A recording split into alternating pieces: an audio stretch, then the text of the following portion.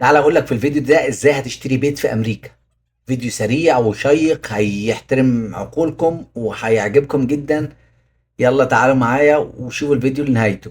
تحياتي ليكم.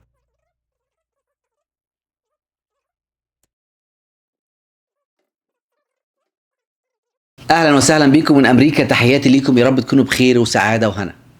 فيديو جديد بنتكلم فيه على الحاجات تحترم بيها عقولكم وتشرفكم للناس اللي لسه جايه جديد او الناس اللي لسه عايشه هنا في امريكا. احنا الفترة اللي فاتت اتكلمنا فيها، اخر فيديو اتكلمنا فيه عن الحاجات النيجاتيف او الحاجات اللي هي قهرية اللي عديت من خلالها اول ما جيت هنا امريكا. للاسف عديت بحاجات صعبة جدا. لو انت ما شفتش الفيديو بص تحت، يمكن المعلومات اللي انا قلت لك عليها او تصرفاتي في مشاكلي.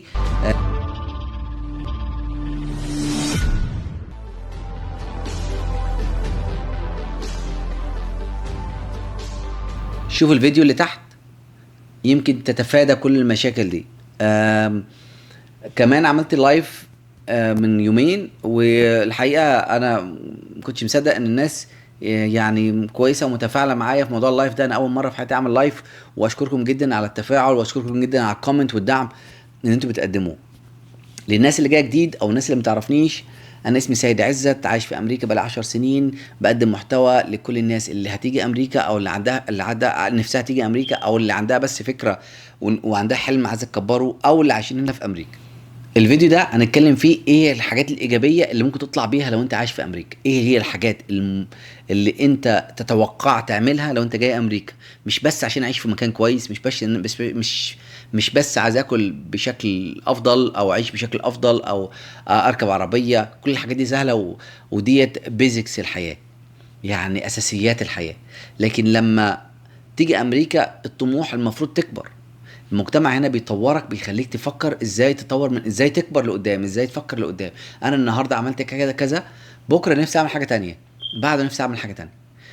ان شاء الله ربنا يديلك ويوسع عليك وتيجي وتعمل كل اللي نفسك فيه، ولو عايش هنا تعمل خطوه اكبر من الخطوه اللي انت عليها وتطور من نفسك اكتر واكتر. هنتكلم النهارده على الحاجات الايجابيه زي ما قلت. ايه هي الحاجات اللي انت متوقع انك تعملها لما تيجي امريكا؟ ايه هي الحاجات اللي انت اصلا تبقى مبسوط بيها لما تيجي هنا امريكا؟ زي مثلا نفسك تشتري عربيه، نفسك تربي عيالك في شكل افضل، نفسك تعيش في مكان راقي، نفسك يبقى معاك فلوس كتير، نفسك تفتح بيزنس. انا شايف ان وجهة نظري اللي بتبين عليك كل الحاجات دي كلها انك تشتري بيت.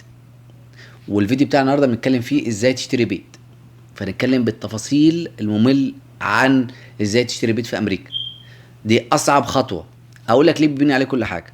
لانك انت لو اشتريت بيت في شكل محترم واشتغلت على نفسك كويس وهتنفذ كل الخطوات اللي هقول لك عليها، وقدرت تشتري بيت في حي راقي، بالتالي المدارس بتاعت اولادك هتبقى بشكل افضل، صح؟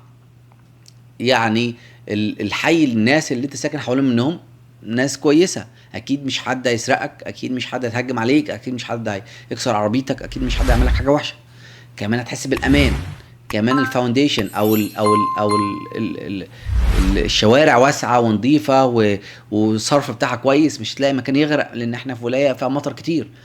فبالتالي اختيار البيت بترتب عليه 90% من كل حاجة. 90% لأن النوعية بتاعت لما يكون بيت كويس، النوعية الناس اللي ساكن جنبيهم بالجو العام أفضل. تمام؟ طيب أنت إزاي تشتري بيت؟ أو إزاي تبدأ تشتري بيت؟ لو أنت لسه جاي جديد في خطوات هتعملها، ولو أنت عايش هنا في أمريكا فأنت عديت جزء صغير من الخطوات هتبدأ تكمل على أساسها. لو أنت جاي جديد أول حاجة هتعملها تفتح حساب في البنك. وينفع تفتح حساب في البنك لو أنت حتى ما معكش جرين كارد. ازاي بقى افتح حساب في البنك لو معيش جرين كارد؟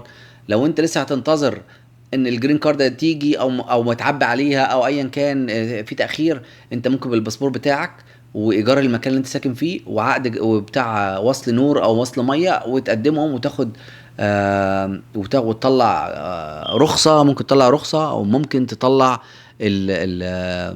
تفتح حساب في البنك. طيب تفتح حساب في البنك، ايه تاني خطوه ممكن تعملها بعد ما تبدأ تشتغل ودخلك يبدأ استابليش او يبدأ بشكل اسبوعي او اسبوعين او كل شهر يخش في حسابك؟ البنك نفسه بيعرض عليك انك بتطلع كريدت كارد او فيزا كريدت كارد. طب انا اطلع كريدت كارد ده كويس جدا، هتفيدني بايه؟ الكريدت كارد ابدا استعملها بشكل دوري، بشكل كل شهر استعمل بقى 10 20 $30. هو هيديلك فيها مبلغ بسيط، استعملها بشكل دوري بحيث انك انت تاخد بوينتس لما تستعمل وترجع الفلوس، تستعمل وترجع الفلوس. السيستم نفسه بيحسب لك انك بني ادم امين، واعتقد ان ده طبعنا كلنا، انك عندك امانه تستلف فلوس وترجعها، فيدي لك بوينتس. البوينتس ده بيقول عليها الكريدت سكور. الكريدت سكور ديت في شركات معينه هي اللي بتعمل كريدت سكور، لان بيعمل ريبورت، البنك بيعمل ريبورتنج للشركه ديت، او اي مكان انت بتبني عليه بيمنتس. يعني هدي لك امثله، لو انا عندي عربيه وبدفع لها البيمنتس الشهري، لو انا عندي ايجار، كل ده على السوشيال سيكيورتي. لو انا حصل معايا مشكله معاهم في البيمنتس وما بدفعش، بيعمل لي الريبورتنج ده لايه؟ للشركات دي. والشركات ديت يا اما بتخلي السكور بتاعك عالي، يا اما تنزلك السكور بتاعك تحت، وده بيأثر عليك على المدى البعيد. طيب الكريدت سكور بتاعك بتشتغل عليه عشان يبقى شكله افضل. لو انت عايش هنا في امريكا اصلا بقالك فتره وعندك حساب في البنك، ابدا افتح كريدت كارد. نصيحه مني، ما تخليش اكتر من 2 او 3 كريدت كارد معاك. انا عندي 3، البنك اللي عندي 2. لما انا كنت مؤهل لاول واحده، وبعدين اتأهلت للتانية من عندهم، خدت عليها بوينتس كتير وكنت لسه جديد فيعني قدمت عليهم. لو انا عارف كنت قدمت على واحده بس من عندهم، وعندي واحده تبع ابل. هي ديت هم دول اللي عندي. جالي اوفر كتير ان انا اجيب ماستر كارد او كده، وده كويس، بس لازم تبقى عارف كل ما ترفع يبقى عندك كريدت كاردز كتير، يديلك ايحاء ان انت غني، ويديلك ايحاء انك تستعملهم كتير، وده مش حلو. لما تستعملهم كتير تتزنق، وده الفخ او المصيده اللي بتقع الناس كتير قوي بتقع فيها. حاول انك انت ما تزنقش نفسك وتحمل على الكريدت كارد بتاعتك كتير. نخرج بره موضوع الكريدت كارد دي. امتى ابدا اجهز لنفسي عشان اشتري البيت؟ اعتبر من وجهة نظري انا سنتين قبل ما تبدا اشتري البيت. بمعنى ايه؟ اجهز لنفسي جود انكم، اشتغل على نفسي ان انا اطور من الانكم بتاعي. لو انا مش شغال كويس اشتغل اكتر. لو انا دخلي بعمل تاكس ريتيرن كل سنه، وبحط الفلوس اللي بقبضها، لازم احط كله بالكامل. لو بتقبض كاش اعمل ريبورتنج للكاش، بحيث انك انت تبين للايرس ان انا معايا فلوس قد كده. ممكن في الاول انت كنت بتحط الكاش في جيبك ما تدفعوش او ما تبينوش، لكن دلوقتي لازم تبينه على اساس ان الايرس counting all that money. لما يبقى عندك بدل مثلا زي مثلا بتبقى عندك عامل في السنه 80,000، لما تبقى عامل في السنه 100,000، يبقى الموضوع افضل بالنسبه لك.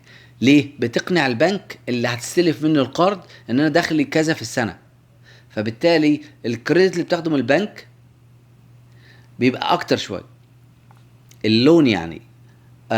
تعالى لو زوجتك ما بتشتغلش ونفسها تشتغل، ليه المانع؟ خليها تشتغل، ولما تعملوا التاكس بتاعكم توجذر مع بعض، اللي يحصل ايه؟ الانكم بتاعكم انتوا الاثنين يعلى، تبقى بدل ما تعمل 100 يبقى ما تعمل 120. فبالتالي لما تروح للبنك وتقول له انا بعمل 120 وعايز اشتري بيت ب 400,000، البيت يوافق ويغطي لك. لكن هنا لو انت بتقبض قليل، البنك يقول لك لا، انا هقدر ادي لك بس لحد مثلا 200 250 سي مثلا. فال 200 250 دول مش هيجيبوا لك المكان اللي انت نفسك فيه، لان انت عايز مكان كويس، بيت كبير، حي يعني، مدارس كويسه جنب منه، فده اللي ايه؟ ده اللي انت نفسك فيه. طيب انا شغال على نفسي كويس في الانكم، وشغال على السكور بتاعي كويس، واصبحت دلوقتي ريدي ان انا ادور على بيت. بتدور على ريل استيت يكون بني ادم ابن حلال ومناسب ليك. يعني لو انا عايش في منطقه زي اللي انا عايش فيها ديت، بشوف اي حد اونلاين بتكلم انا محتاج على الابلكيشن، على الجروبس بتاعت الفيسبوك او حاجه للعرب مثلا اللي حوالين مني، انا عايز ريل استيت كويس. بتلاقي 100,000 واحد ريل استيت يجي يساعدك في انك تشتري بيت. هو ما بياخدش منك حاجه، هو بياخد من البائع نسبة معينة، هو له برسنتج من البائع مش من اللي يشتري، فهو مش هيكلفك حاجة. وبعض الناس عندها اخلاق جدا، بيدي لك كمان فلوس. يعني هو بياخد مبلغ كبير من نسبة البيت عشان باعه، بيسيب لك مثلا $1,000 ولا حاجة، وفي يدي لك جيفت، يعني على حسب يعني. لكن في ناس صراحة ممتازين جدا جدا. انت خلاص نقيت الريل استيت، وجهزت الانكم بتاعك، وجهزت الكريدت سكور بتاعك. اهم ما في الموضوع الريل استيت اللي يجي عشان يساعدك، اذا كان راجل او ست يساعدك عشان تشتري بيت، الراجل ده بيسألك أسئلة، أنت نفسك في بيت بكام وفي أنهي منطقة. فأنت تكون دارس المنطقة اللي أنت ساكن فيها كويس. زي مثلا أنا ساكن في هيوستن، فبقول له ان انا محتاج في المكان الفلاني والمكان العلاني والمكان الفلاني، الثلاث اماكن دول عايز فيهم بيت، ويكون البيت ما بين كذا مبلغ كذا المبلغ كذا، ويكون البيت مساحته كذا، ويكون البيت دور او دورين، ويكون البيت سنة البنيان بتاعت البيت تكون من سنة كذا لسنة كذا. انت كمان لازم تبقى متطلع، يعني ما تروحش تجيبش بيت يعني 1970 مثلا. الحاجات دي تبقى قديمة جدا وهتهلكك انت، الا اذا كنت عايز تستثمر فيه، عايز بيت تعيش فيه انت واسرتك وعيالك. لازم تدور على الحي اللي انت هتسكن فيه، المدارس بتاعت العيال، البيت قد مساحته قد ايه، الناس اللي موجود، البوبوليشن اللي موجود او الناس اللي ساكنين، الفاونديشن بتاعت الشوارع اللي حوالين منك قريب من الفري واي ولا هو بعيد عن الفري واي، عشان تقدر تروح شغلك بسهوله وانت رايح وانت جاي. كل الحاجات دي بتكلفك. يعني انت لو ساكن في مكان مقطوع عشان تخرج للفري واي فيها 15 دقيقه مثلا، ده كتير. او بعيد عن العمران، او تدور هل هو قريب من الوال مارت ولا كاسكو ولا كروجر ولا كل المحلات الكبيره دي ولا لا. فلازم تبقى عارف ايه اللي انت هتحتاجه. محتاج دكاتره، محتاج مستشفى، يعني في المستقبل لو انت عندك ظروف طارئه، فكل الحاجات ديت تحطها في اعتبارك، وتخليك ناصح، وتفهم الراجل اللي بتتكلم معاه ده عنده معلومات اكتر منك، فتساله وتفهمه وقول له انا محتاج كذا وكذا وكذا وكذا، تفتكر ده انسب، ده حلو، ده وحش. هو الراجل بيفيدك اكتر.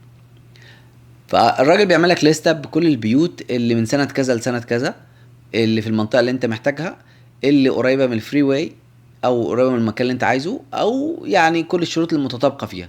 تبدأ حضرتك تشوف، تروح، انت بتشوف البيت متنظم ازاي هناك على اساسات البيت من بره. طبعا بتعمل انسبكشن وتجيب ناس يشوفوا البيت وبياخدوا فلوس، لكن انت بتبص مع نفسك انت وانت داخل البيت، بتبص على التقسيم. هعمل ليفنج هنا، هعمل ليفنج هنا، هعمل الدايننج هنا، هعمل قعدة الأولاد هنا، مكان اللعب هنا. يعني تحاول بقدر الإمكان إنك تقسم البيت في دماغك الأول، هيناسبني ولا مش هيناسبني. غرف الأولاد بعيدة عن الغرف بتاعتي، هم فوق أنا تحت. آه تفتكر الحديقة مخرجها كده أفضل ولا كده أفضل. كل الحاجات دي كلها تحطها في اعتبارك، وبعدين تبص كمان على الشروط اللي انت طلبتها متحققة في الموضوع ولا لا. يعني الشروط بتاعت الشوارع والمنطقة وعربيات راكنة في الشارع ولا لا، ايه نوع العربيات اللي في الشارع اصلا. عينك تبقى في كده مركز. معلومة مهمة جدا، لو انت رحت منطقة وحبيت تشتري فيها فيها بيت، وانت بتشتري بيت او انت ماشي بعربيتك في المنطقة دي، وين لقيت بارز، عارف البارز اللي هو حديد ده اللي هو بيتحط على الشبابيك من بره، لو لقيت حديد من ده على الشبابيك من بره تعرف المنطقة دي غير آمنة. لان الناس اللي في بارز على الشبابيك من بره او على البيبان بيبقوا دايما قلقانين وخايفين، انهم حاسين بعدم الامان، وبيجيهم الاحساس ده من الاكسبيرينس او من الخبره اللي بتجيلهم من ناس تانية. وكمان لو انت عندك نيكست دور اب، في اب اسمه نيكست دور. نيكست دور ده بكل الاخبار الخاصه بالمنطقه بتلاقي الناس بتطلعها. لو في يعني حاجه في الشارع ماشيه في الشارع، حتى كلب صوروه الناس، صوروه في الشارع ويقول لك الكلب ده بتاع مين، ده اسمه نيكست دور. معلومات مهمه جدا عن موضوع شراء البيت ده. تعالوا معايا هوريكم البيت اللي انا اشتريته واتكلم معاكم وندردش معاكم. اوكي. بسم الله الرحمن الرحيم. تعالوا بقى نبص مع بعض كده على البيت شكله ازاي، والدنيا واختارته على اي اساس، والدنيا شكلها ازاي. مدخله حلو ومقبول، ارضياته ممتازة، مطبخ واسع، كابينت لوكس نيو، غسالة الاطباق تيجي طبعا مع البيت. الماربل بتاع المطبخ شكله ماربل حقيقي مش فيك. آم، التقسيمة شكلها حلو، وواضح الناس عامله له ابجريد للبيت كله بالكامل. شكله حلو بصراحة. موضوع الفلوس ده الابجريد باين عليه، هو مش البيت مهم. 2000 و ده اللي يعني 2005. بنحاول. معمول له ابجريد كويس. غسالة والدراير مع البيت. الجراج بتاع الارضيه بتاعت الجراج ممتازه. حاجة صاحب البيت ده الحاجه اللي موجوده في البيت كلها بتاعت صاحب المكان. ليفنج روم واسعه ومعقوله، بس تلاجة كويسه جدا. الليفنج اللي بتاع الماستر بيدروم واسعه، رئيسية طلع على الحديقه زي ما انت ومجلس شايف كبير كده. رئيسي في المكان. بصراحة حلوة قوي، بس واضح ان اللي كان ساكن فيها كان ساكن فيها لوحده تحت، في ناس فوق طبعا. الحمام الرئيسي. نصيحة مني لما هتيجي تنقل من البيت اللي انت كنت ساكن فيه، لازم تاخد صور كتير علشان تبقى ماشي مش وراك حد يعلق عليك، عشان صاحب الملك ما يجيش يقول لك ايه في مشكلة عندك الفلانية، في المشكلة العلانية، اي حاجة زي كده ممكن تحصل لك. حجمها ده طبعا مرحلة النقل.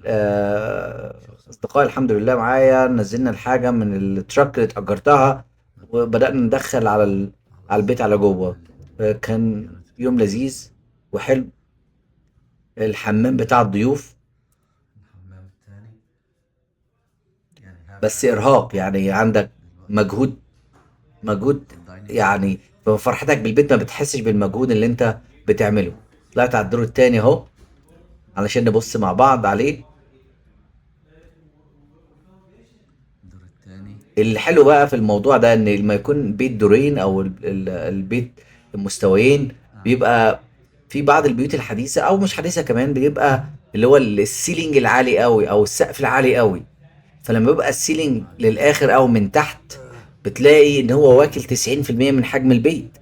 لان الغرف هنا. لما بيبقى دورين والسيلينج عالي، فالسيلينج للاخر مش جايب لك الدور التاني على جنب، ما بقاش هو المناسب قوي. انا متخيل ان الدور التاني بالنسبه لي كامل، ديت بيت كامل مكمل لوحده يعني. كلازت. ده المكان اللي بيتحط فيه اليونت هنا الهيت. بتاعه التكييف، هم حاطين فيه حاجات برضو. اليونت الله يكون في عون اللي بينقل ده بصراحه. هنا بقى الغرف طيب كده. وانتوا بتتفرجوا معايا على البيت كده هقول لكم على شويه حاجات لازم تعملوها. بعدين اول حاجه لما تختار البيت خلاص ويعجبك والدنيا تبقى تمام معاك، غرفة لازم يكون عندك مكتب كاش على الاقل على جنب سرير. لاي ظروف ما. واحدة من الأولاد. كاش على جنب مش معنى انك كاش في جيبك، يعني محوش مبلغ على جنب، وحتى لو كاش في جيبك هتقدر تستعمله. لكن يفضل يبقى في عندك في حسابك في البنك يعني بعد الفلوس مبلغ يكون كويس ينفعك، علشان لما تيجي تعمل انسبكشن للبيت اي في مصاريف كتير قوي هتلاقيها يعني لوحديها كده. عايز تتاكد ان البيت تمام مفيش فيها مشكله، فبتعين شركه يجي يعمل لك انسبكشن ويقول لك ايه العيوب اللي في البيت وايه المزايا، والبيت يعني في اي مشكله في اي حاجه، وبيعمل لك انسبكشن من على من فوق ومن تحت البيت كله بالكامل يعني. الحاجه التانيه المفروض تكون عامل حسابك عليها الكلوزنج في الكلوزنج في ديت مبلغ بيدفع، رسوم التقفيل. حاجات رسوم التقفيل ديت بتبقى مبلغ مش شوية، أقل حاجة بتبقى مثلا أقل ما حاجة بتبقى مثلا بين ما بين 10 ل 12 ألف دولار. شايف المبلغ ده مش مبلغ قليل الأبيض للكلوزنج فيه، فأنت لازم يكون برضو معاك مبلغ كويس. من كلازت. ضمن الكاش اللي المفروض يكون معاك، على الشارع. آم، انت محتاج في جاب هنا، جاب ما بين البيت اللي انت مختاره. لو انت مختار بيت كبير كمان وحجمه كبير وشكله حلو والنيبر هود بتاعته كويسه ومدارس العيال كويسه، الأولاد فانت بيحبوا الحاجات محتاج تروح البنك تقول لهم اه انا لقيت بيت كويس تمن 400 الف دولار. كبير. والبنك على حسب الانكم بتاعك هيدي لك 200 هيديك 350. فالجاب هنا 50 الف دولار. في الأمور لو انت بقى معاك الفلوس على جنب تقدر تدفع الفرق وتاخد البيت. إنك أنت ده محتاج اتعلمت طبعا من ناس اصدقاء بيعملوا نفس الفكره كده. لو انت خلاص ميت على البيت ده ومش قادر تستحمل خلاص خده مفيش اي مشكله فيه، بس المشكله انك انت هتدفع الفرق من عندك انت. الحمد والشكر دي لله. حاجه. الكلوزن فيه اللي بيقيمها البنك، انت بتجادل مع البنك بتتكلم معاهم يقدروا يخفضوا لك حاجه، وده برضو من مصلحتك. الحاجه الثالثه والاخيره اللي هو الداون بيمنت. مريح. داون بيمنت معظم البيوت بيبقى او البرامج اللي موجوده البنك بيقرر الداون بيمنت 3%، وده حلو قوي لما يكون السكور بتاعك كويس. يعني السكور بتاعك معدي 710 720 730 750، بتبقى انت اكسلنت، بتبقى انت بحاله جيده ومطمن، يقدر البنك ياخد منك 3%. الكلوزت ديت اللي بيحط بس فيها طبعا الحاجات بتاعت المطبخ. راعي الانترست وتراعي يعني يعني تتكلم معاهم في البنك علشان خاطر يقدروا يبينوا لك ويوضحوا لك كل الديتيلز عشان ما يبقاش في حاجه مستخبيه. الديكور للاسف الموضوع بيبان ان هو كانه الحيطة سيكريتيز، من هنا. كأن حاجه مستخبيه ما بيقولش عليها غير في اخر دقيقه. الموضوع لا تقعد وتتكلم مع ناس، تتكلم مع الراجل اللي هو بتاع الريل استيت ده هيفهمك كل حاجه. الباك يارد زي ما انتم شايفين كده واسعه، هي شكلها حلو، ومكان للقعده ينفع فيها باربيكيو، ينفع فيها قعده اصدقاء عيله كده يعني. الحيطان ممتازه. كويسة بصراحة. هسيبكم تتفرج على الجزء الاخير ده هنا آه عشان ما ازودش ما ادوشكمش يعني اكتر من كده. كبيرة بس راعي انك يكون معاك فلوس كاش على جنب الكلوزن فيه والداون بيمنت. ممتازة جدا جدا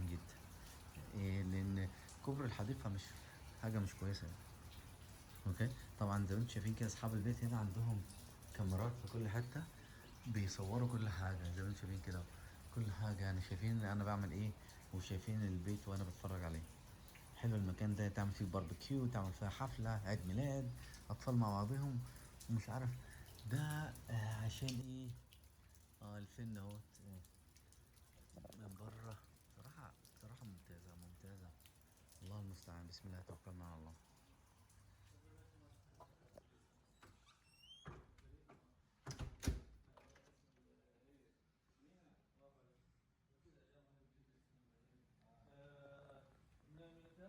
والله كمان انا عندي كذا شله دائما من اهل السعوديه كذا بنعم نجتمع كذا في قهوه كل فتره فتره. مين من الشباب؟ عبد الله، ما بعرف تعرفه، عبد الله سفيني، يمكن عبد الله اللي شغال مع ريلاينس، محمود الازهر ابو بلال. البيت من بره المنطقة ساكن فيها، وايه جو بمطر بس شوية، وده عربيتي وده البيت من بره. المنطقة بالشكل ده مش وحش، توكلنا على الله.